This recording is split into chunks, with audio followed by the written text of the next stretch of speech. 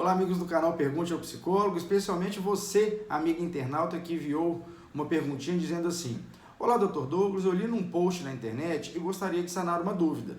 Meu namorado mora com a mãe e que é separada do pai.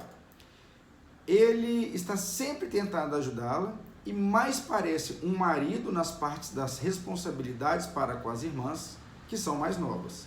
É normal esse tipo de atitude? Acho que quando os pais se separaram, ele meio que começou a se ver como homem da casa. Gostaria de saber disso, porque se formos decidir algo mais sério, não sei se gostaria da ideia de tanta divisão para uma pessoa só. E outra coisa, ele também não gosta que a mãe arrume alguém, o que, na minha opinião, não é nada normal. Bom, vamos por partes.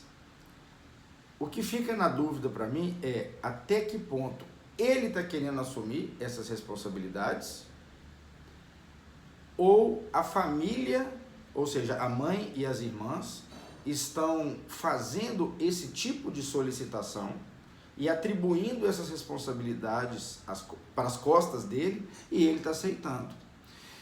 Isso faz toda a diferença, porque se estiver partindo dele, nós temos que entender o seguinte: olha, ele, consciente ou inconscientemente, está passando a ocupar um lugar que efetivamente não é o papel dele. Não é. Porque ele pode exercer o papel de filho, pode ser até filho mais velho, pode ser o papel de irmão mais velho, mas até que ponto isso vai colocá-lo quase como se fosse um chefe de família dessa família dele.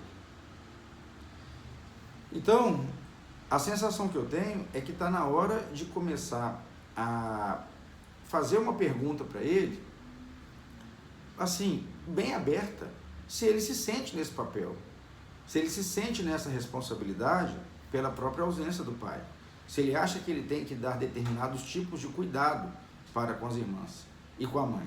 E aí nós temos que saber em que medida ele vê essa mãe e essas irmãs num nível de fragilidade muito grande, ou se elas se fazem de muito frágeis, atribui algum tipo de culpa às costas dele, caso ele não se faça presente.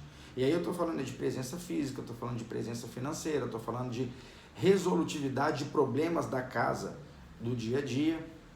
E aí nós temos de entender que a partir do que ele te disser, de como ele se vê, de como ele se percebe na condição de membro dessa família e como ele pretende ser de agora em diante, é o que vai definir se para você é tolerável ou não.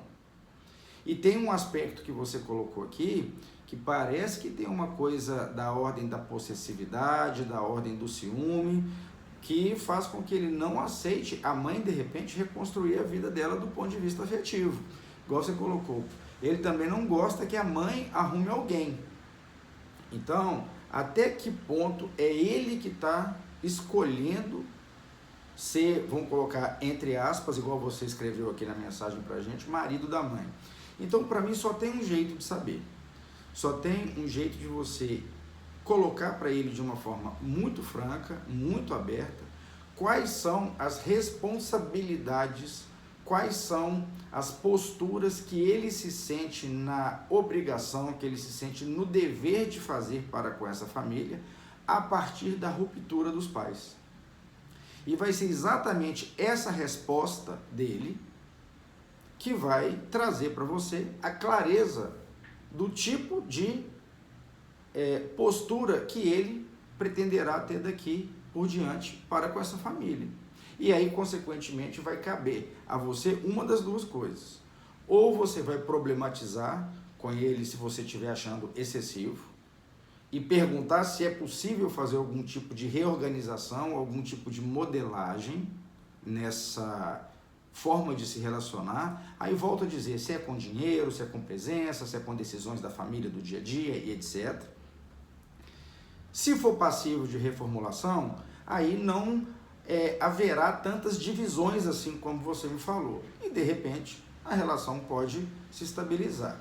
Se ele mostrar uma rigidez e que o entendimento dele é de seguir essa direção que você está falando, aí você tem que pensar se efetivamente vale a pena levar essa relação adiante, para que você não dê um passo a mais de se casar, de se envolver, de aprofundar um relacionamento, que às vezes não tem uma demonstração clara de passar por modificações que seriam importantes para você, tá bom?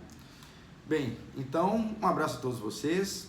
Quem quiser me seguir no Instagram, basta pesquisar por @DouglasAmorimPsicólogo, e gostaria de pedir para vocês fazerem a sua inscrição aqui no nosso canal, porque é sempre muito importante para a gente. Até o nosso próximo encontro.